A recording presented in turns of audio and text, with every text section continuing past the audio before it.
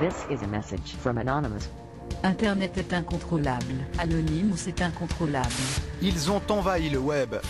Saludos, compañeros. Piratage, attaque de sites, appel au boycott, les Anonymous jouent les justiciers au nom de la liberté d'expression. Plongés dans la nébuleuse des vengeurs masqués d'Internet. Paris, mi-septembre, les Anonymous font ce qu'ils appellent un flash raid, une manifestation surprise devant l'église de Scientologie. Ceux qui sont en ce moment dans cet immeuble, vous vous mettez en danger, vous et vos familles. Vous êtes la proie d'une bande d'escrocs particulièrement redoutable. Il faut que ça cesse. On a tendance à l'oublier aujourd'hui, la lutte contre la Scientologie est à l'origine du mouvement. Et le masque est pour eux une protection car les scientologues épient et filment chacun de leurs défilés. Parmi les manifestants ce jour-là, Vicious, l'un des membres influents du mouvement francophone. Il accepte de nous recevoir en tête-à-tête.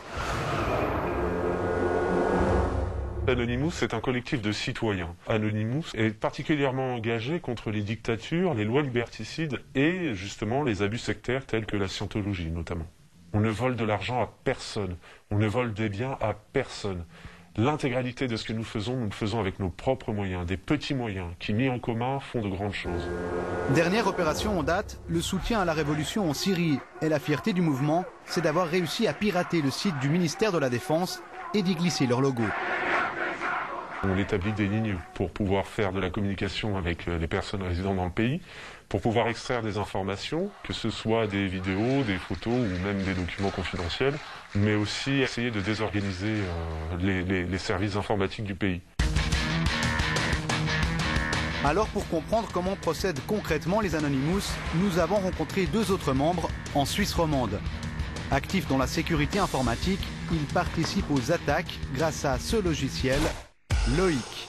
Un programme qui permet à un ordinateur d'effectuer simultanément des milliers de connexions pour bloquer un site web.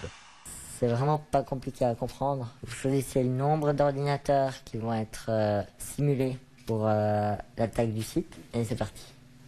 Ces ordinateurs se connectent, déconnectent, envoient des requêtes au site internet ciblé à une vitesse incroyable et plus on a de ces ordinateurs virtuels qui font ça, plus l'attaque va être puissante.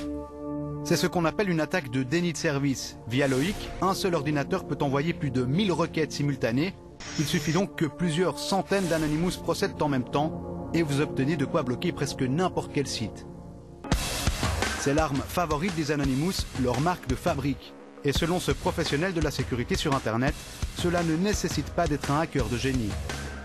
Lancer un déni de service, comme ça a été fait à de nombreuses reprises, c'est quelque chose qui techniquement ne demande pas forcément de grandes compétences, mais qui demande d'être nombreux et bien organisés. Et puis c'est le cas d'Anonymous. S'ils sont sans doute au moins 3000, il est difficile de connaître l'ampleur exacte du mouvement. Les Anonymous eux-mêmes ne savent pas combien ils sont, car pour éviter toute infiltration, le groupe est cloisonné, comme dans les mafias ou la résistance. Entre Anonymous, on a des règles qui est de ne pas tous se connaître, pas plus que 3 ou 4 personnes de contact visuelles ou par téléphone ou par des réseaux de communication. On ne doit pas se connaître à plus que 3 ou 4. Une prudence extrême car les Anonymous s'exposent à des sanctions pénales. On est conscient qu'à tout moment, si on ne fait pas attention, on peut subir la pression de la police qui peut venir à notre porte. Il y a des perquisitions. Personnellement, voilà, j'espère ne pas me faire arrêter. Maintenant, si ça arrivait, j'ai pleinement conscience que c'est un risque que je cours. En 3 ans, les Anonymous ont acquis une capacité de nuisance considérable. Mais leur nombre croissant pourrait aussi conduire à leur perte, car entre sous-groupes et désaccords internes, il devient parfois difficile d'identifier l'objectif de leur combat.